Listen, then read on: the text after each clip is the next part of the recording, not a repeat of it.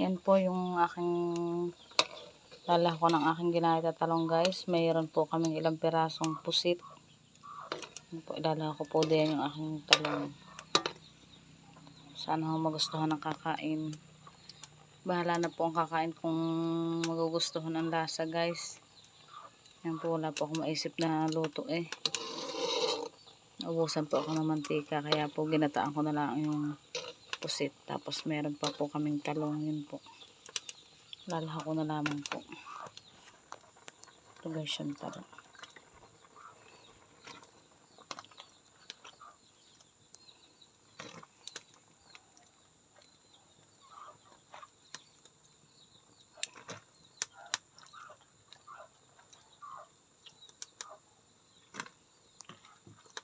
Lakas ang aking gasol. Guys, oh.